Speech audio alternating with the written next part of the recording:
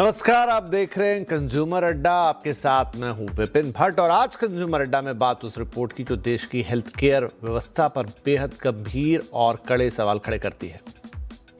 इलाज जिंदगी बचाने के लिए होता है, लेकिन अगर इलाज का बिल ही किसी परिवार की जिंदगी भर की कमाई पर भारी पड़ जाए तो सवाल सिर्फ बीमारी का नहीं रहता, सवाल पूरे हेल्थ सिस्टम का हो जाता है। संसद की हेल्थ एंड फैमिली वेलफेयर की पार्लियामेंट्री स्टैंडिंग कमेटी ने प्राइवेट हेल्थ केयर की कीमतों को लेकर जो तस्वीर सामने रखी है वो हर मरीज और हर परिवार को सोचने पर एक हद तक मजबूर करेगी। रिपोर्ट के मुताबिक सरकारी हॉस्पिटल्स में हॉस्पिटलाइजेशन का औसत खर्च करीब 6,600 रुपए, जबकि प्राइवेट हॉस्पिटल्स में यही खर्च आता है करीब 50,500 रुपए तक। यानी कई मामलों में प्राइवेट हेल्थ केयर सरकारी अस्पतालों से 5 से 10 गुना तक महंगे हैं। और मामला सिर्फ बड़े ऑपरेशंस या कैंसर जैसी गंभीर बीमारियों का नहीं है। रिपोर्ट कहती है कि चाइल्ड बर्थ जैसी रूटीन मेडिकल प्रोसीजर्स में भी प्राइवेट और गवर्नमेंट हेल्थ केयर के खर्च में जमीन आसमान का अंतर है। लेकिन सबसे बड़ा सवाल यह है कि आखिर प्राइवेट हॉस्पिटल्स का बिल इतना बड़ा क्यों रहता है? क्या महंगे कमरे, महंगे मेडिकल डिवाइसेस, मेडिसिन और स्पेशलिस्ट डॉक्टर्स इसकी वजह है, या फिर एक्सेसिव बिलिंग, अननेसेसरी डायग्नोस्टिक और ट्रीटमेंट की कीमतों में ट्रांसपेरेंसी, पारदर्शिता की कमी इस कहानी का एक बड़ा हिस्सा है। संसदीय समिति ने प्राइवेट हेल्थ केयर के रैम्पेंट कमर्शियलाइजेशन, यही शब्द इस्तेमाल किया, यानी अंधाधुंध व्यवसायीकरण पर चिंता जताई है और अब कई ऐसी सिफारिशें की हैं जो अगर लागू होती हैं तो प्राइवेट हॉस्पिटल्स के बिलिंग सिस्टम को पूरी तरह से बदल सकती है। मसलन हॉस्पिटल का रूम रेंट आसपास के 3 सितारा होटल के एवरेज टैरिफ से ज्यादा नहीं होना चाहिए। कॉम्प्लेक्स ट्रीटमेंट शुरू करने से पहले हॉस्पिटल को मरीज को अपफ्रंट और लीगली बाइंडिंग कॉस्ट एस्टिमेट देना होगा या देना चाहिए। कॉमन सर्जरीज और डायग्नोस्टिक टेस्ट के स्टैंडर्ड रेट्स तय होने चाहिए। मेडिकल डिवाइस और मेडिसिन पर जो प्राइस और ट्रेड मार्जिन्स को रेगुलेट किया जाना चाहिए। और सबसे अहम, मरीज को इलाज के बीच में ऐसा बिलिंग शॉक नहीं मिलना चाहिए जिसके लिए उसने पहले से कोई तैयारी ना की हो। लेकिन यहां एक दूसरा सवाल भी उतना ही महत्वपूर्ण है। क्या प्राइवेट हॉस्पिटल्स को सिर्फ महंगे इलाज के लिए जिम्मेदार ठहराना सही होगा? आखिर एडवांस टेक्नोलॉजी, इंफ्रास्ट्रक्चर और स्पेशलिस्ट डॉक्टर्स की एक लागत तो होती है, और अगर सरकार प्राइवेट हेल्थ केयर की कीमतों पर कैप लगाती है तो क्या इससे क्वालिटी ऑफ ट्रीटमेंट या इन्वेस्टमेंट पर, जो कि हॉस्पिटल्स के इंफ्रास्ट्रक्चर को बनाने में लगता है, कोई असर पड़ेगा? यानी आज की बहस से प्राइवेट हॉस्पिटल महंगा क्यों है ये नहीं है। बहस यह है कि एक तरफ मरीज को बेहतर इलाज चाहिए, दूसरी तरफ हॉस्पिटल्स को सस्टेनेबल बिजनेस भी चलाना है। तो इन दोनों के बीच में बैलेंस, संतुलन कैसे होगा? और सबसे बड़ा सवाल, क्या भारत में हेल्थ केयर एक सर्विस है या धीरे धीरे ऐसी इंडस्ट्री बनती जा रही है जहां बीमार के साथ साथ मरीज की पेइंग कैपेसिटी भी तय करती है कि उसे कितना और किस तरीके का इलाज मिलेगा? आज कंज्यूमर अड्डा में इसी पर पूरी रिपोर्ट को हम खंगालेंगे, खोलेंगे, समझेंगे कि 3 स्टार रूम रेंट कैप का मतलब क्या है, हॉस्पिटल बिलिंग पर सरकार किस तरह का कंट्रोल कर सकती है, और अगर ये रिकमेंडेशंस लागू होती हैं तो आपकी जेब, हॉस्पिटल और पूरे हेल्थ केयर सेक्टर पर इसका क्या असर पड़ सकता है। तो कार्यक्रम की शुरुआत करते हैं। हमारे साथ 2 खास मेहमान शामिल हो रहे हैं। इंडियन मेडिकल एसोसिएशन के सीनियर लीडर और पूर्व सचिव डॉक्टर मंगेश पांडे और senior oncologist doctor Anshuman Kumar, आप दोनों का बहुत बहुत स्वागत है।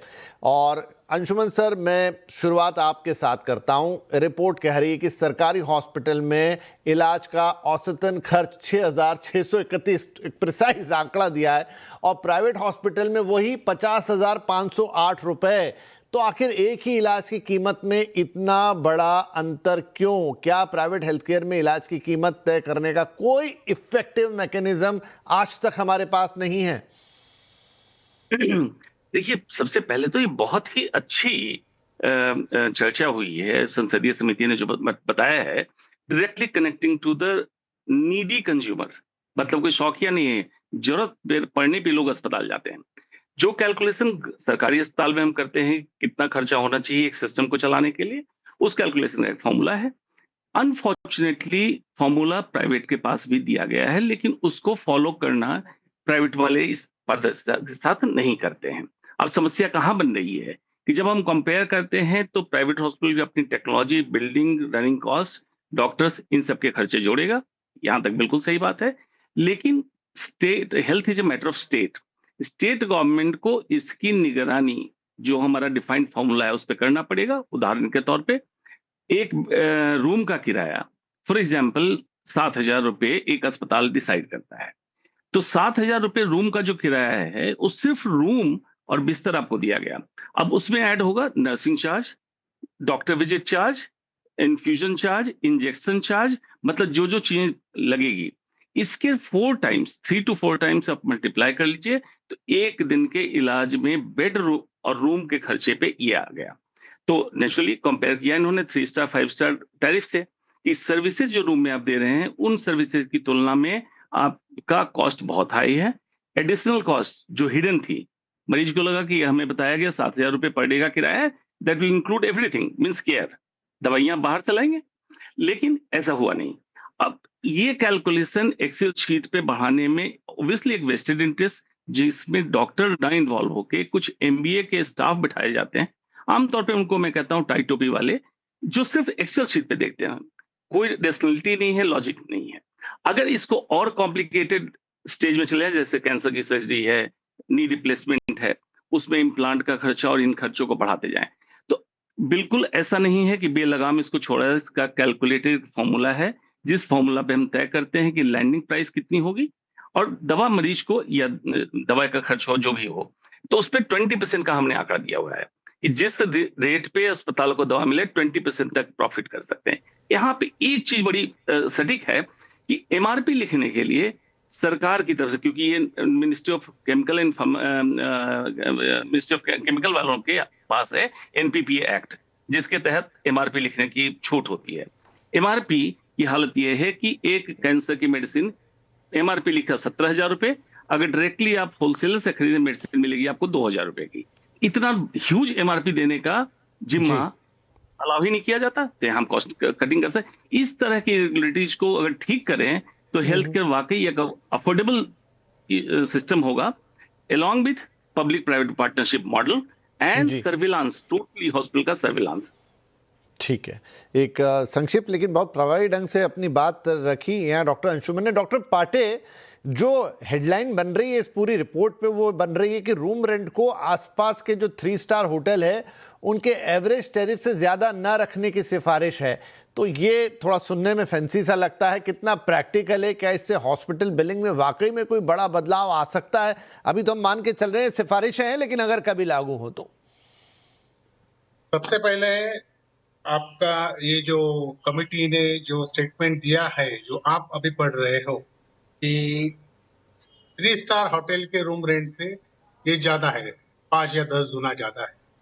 So very correctly mention by you, very fancy headline, but I will describe this just another populist measure, absolutely unscientific, and in one term I want to give it, name it, it is a bureaucratic pathology. आप मुझे बताइए, room rent जो है उसके ऊपर इस तरह से प्रोजेक्ट करना और कैपिंग लाना, is it going to sort the issue of the health care costing? Health care costing कुछ रूम रेंट से नहीं बनता है, उसे बहुत सारे अलग अलग फीचर्स रहते हैं। अभी limiting our discussion only right now to the room rent, कोई भी हॉस्पिटल्स का जो रूम रेंट रहता है वो रूम रेंट कभी भी मनमानी तरीके से नहीं तय किया जाता है।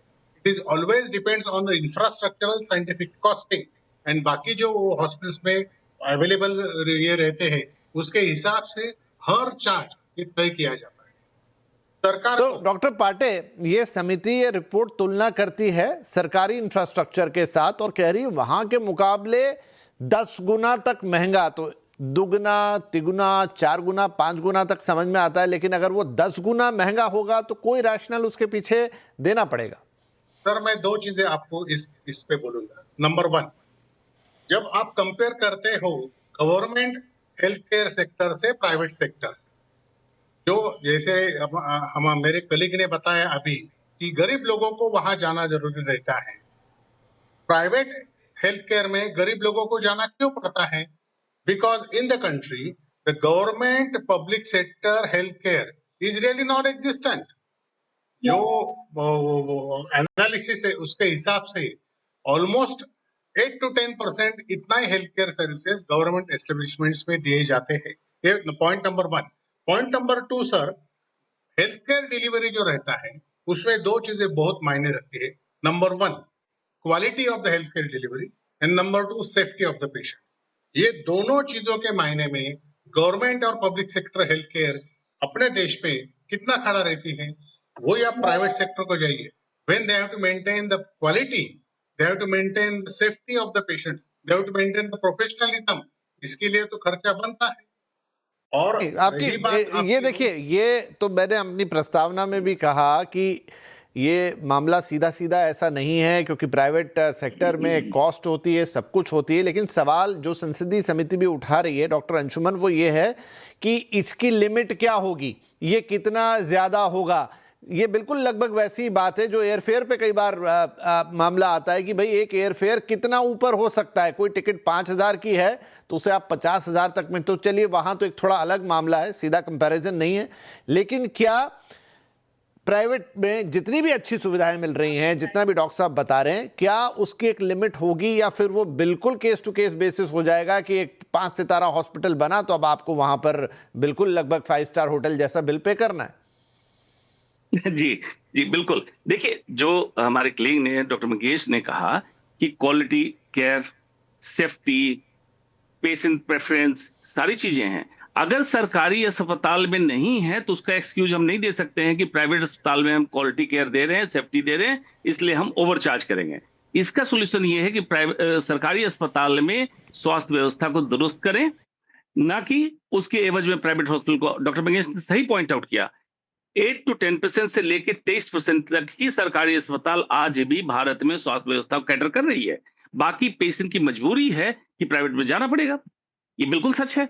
लेकिन प्राइवेट का भी एक तरीका होता है। फॉर एग्जाम्पल, आपने एक मशीन खरीदी, कितने की मशीन आई, रनिंग कॉस्ट क्या है, डॉक्टर खर्चा कितना है, और कितने दिन में इस मशीन का जो खर्च आया, एस्टिमेटेड कॉस्ट, वो निकल जाएगा। उसी हिसाब से आप प्रॉफिट ले सकते हैं। लेकिन अगर आप इसको बेलगाम बेतरतीब छोड़ेंगे तो सेम अस्पताल में, या फॉर एग्जाम्पल ऐसे माने दिल्ली के सेम एरिया में 4 सितारा, 5 सितारा, 3 सितारा अस्पताल, इलाज सेम, कीमत अलग। उसी अस्पताल के अंदर मरीज सिंगल रूम में हो, सेमी पेइंग में हो, डिलक्स में हो, ऑपरेशन सेम होना, दवा सेम चलनी है, नर्सिंग केयर सेम होना है, सिर्फ रूम के हिसाब से उसका टैरिफ 2 to 3 टाइम्स महंगा हो जाएगा। इसको क्या हम रेगुलेट नहीं कर सकते हैं? अगर डिलीवरी सिस्टम आपका एक ही है, सारा दवा की एमआरपी एक ही है, सर्जरी सेम सर्जन को करना है, तो आप क्या इनसाइड हॉस्पिटल्स को रेगुलेट नहीं कर सकते? इतने वेरिएबल टैरिफ क्यों? दूसरा, सीजीएचएस बेनिफिशियरी स्कीम है, ईएसआई की स्कीम है, ईसीएचएस की स्कीम है। उन मरीजों को जिस रेट पे आप इलाज देते हैं, क्या कैश के मरीज या इंश्योरेंस के मरीज को उस रेट पे इलाज मिलता है? उसके कई गुना महंगा। तो अगर एक गवर्नमेंट एजेंसी उनके रेट को कर रही है और प्राइवेट अस्पताल उसको कर रहा है, इसका मतलब मुनाफा उसमें भी हो रहा है उसको। और जब कैश पेशेंट की बात आए, जो इंश्योर्ड पेशेंट हेल्थ इंश्योरेंस जिनका है, उस जी। पे बिल बहुत ज्यादा हुआ, तो इसको तो कहीं ना कहीं तो एक रास्ता निकालना पड़ेगा बीच का।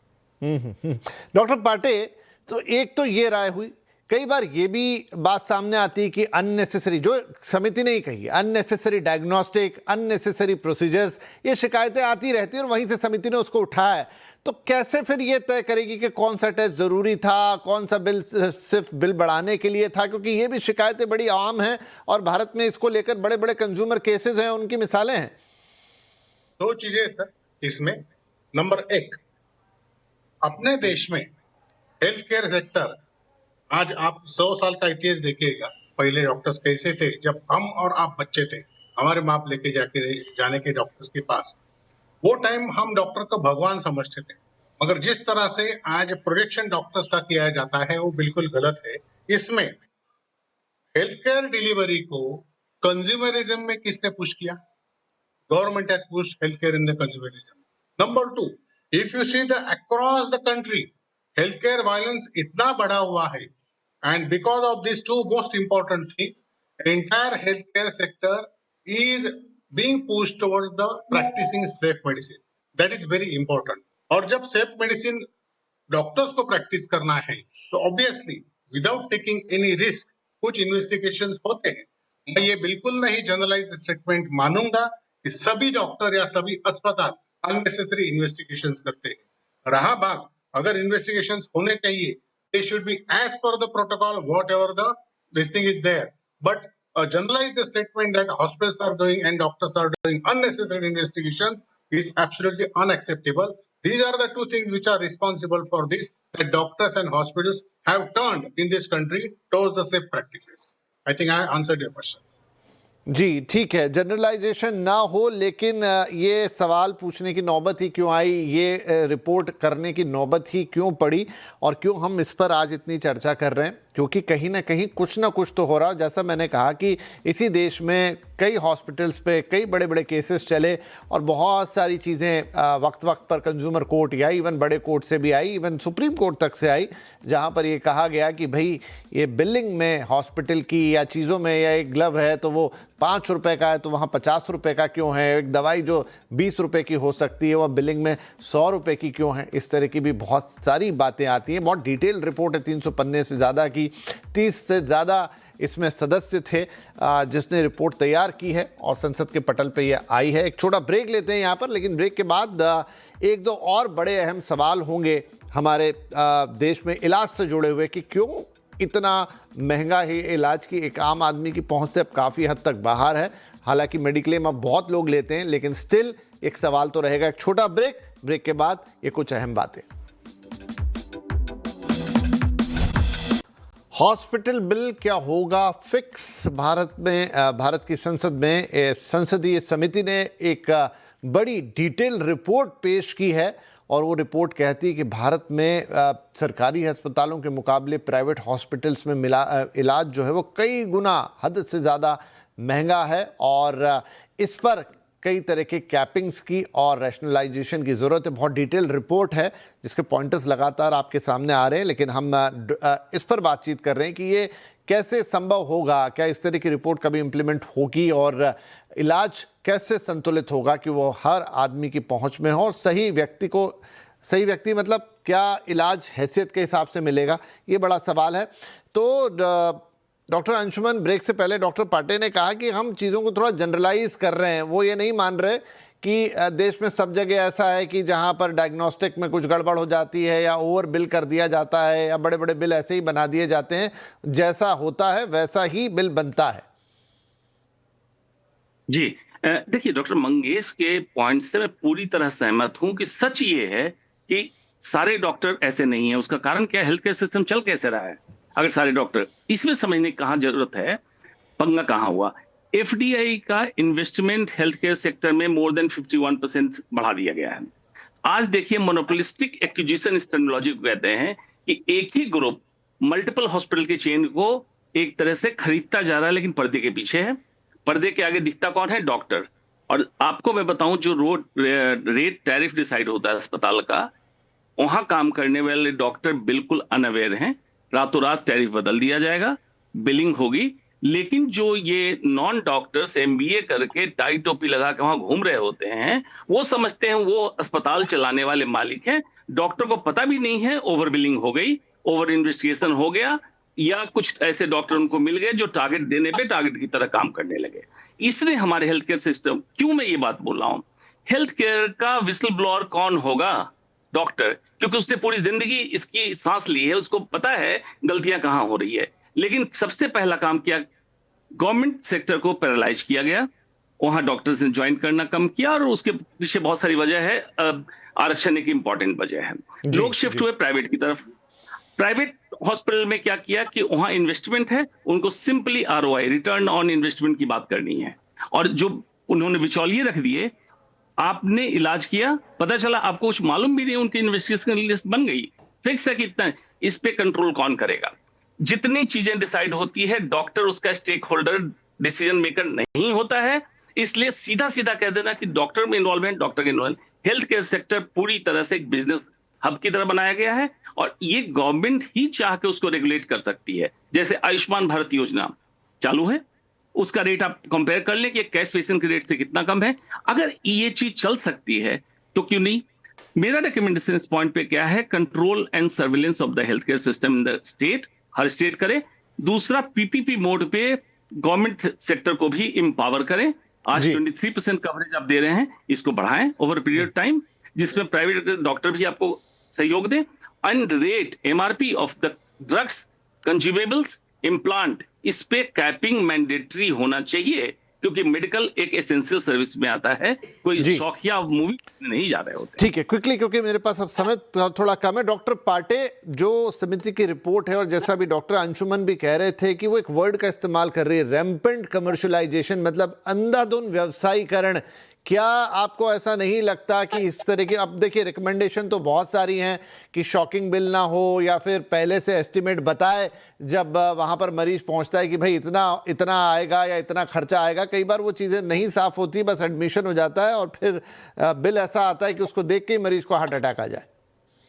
दो चीजें सर इसमें जो मेरे कलीग ने बोली है, that is a over corporatisation. Okay, ये ओवर कॉर्पोरेटाइजेशन को किसने बढ़ावा दिया? डॉक्टर्स ने तो नहीं दिया। These are the government policies over the years which has brought this over corporation in the healthcare delivery in this country. Number one.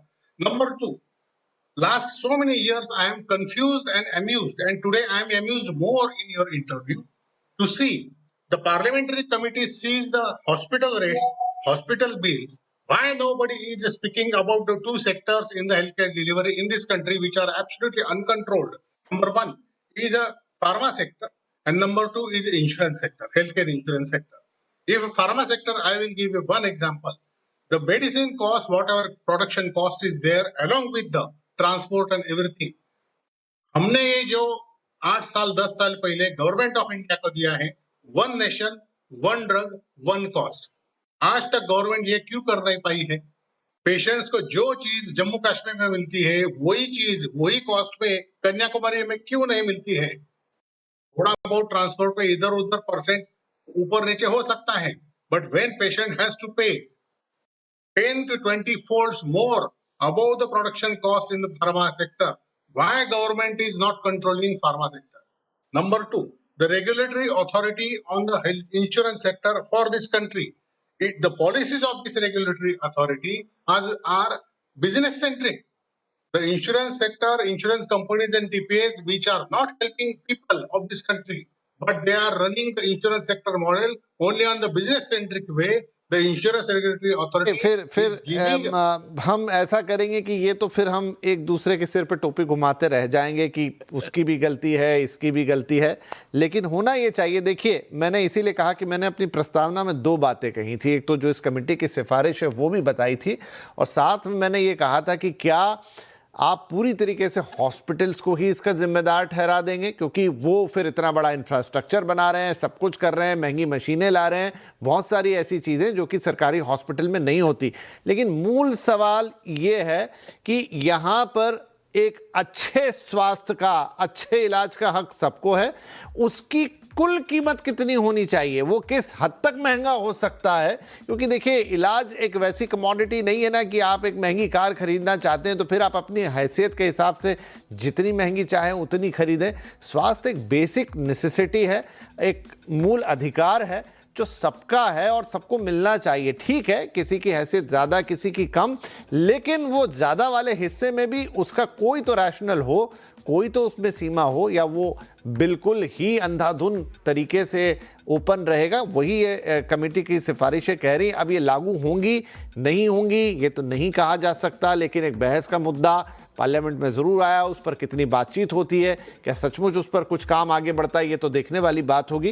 लेकिन डॉक्टर पाटे, डॉक्टर अंशुमन, ये पूरी बातचीत करने का मकसद यही है कि हम चूँकि तीनों ही इस देश के नागरिक हैं, तो अपनी अलग अलग हैसियत में आप दोनों डॉक्टर्स हैं, पूरे सिस्टम को समझते हैं, जानते हैं, ताकि ये जो इलाज वाला फैक्टर है, 140 करोड़ और उससे भी ज़्यादा की आबादी, यहाँ पे कोई भी आदमी इलाज से वंचित ना रहे, क्योंकि जैसा मैंने कहा वो किसी का भी एक मूलभूत अधिकार है, और वो उतना ही रहे जितना कोई पे कर सकता है या अपने हिसाब से दे सकता है। ऐसा ना हो कि पैसों की कमी की वजह से वो वंचित रह जाए। बहुत बहुत धन्यवाद आप दोनों का इस कार्यक्रम में शामिल होने के लिए, और देखते हैं कि जो सिफारिशें हैं किस हद तक आगे जाती हैं और क्या लागू भी होती हैं। नमस्कार।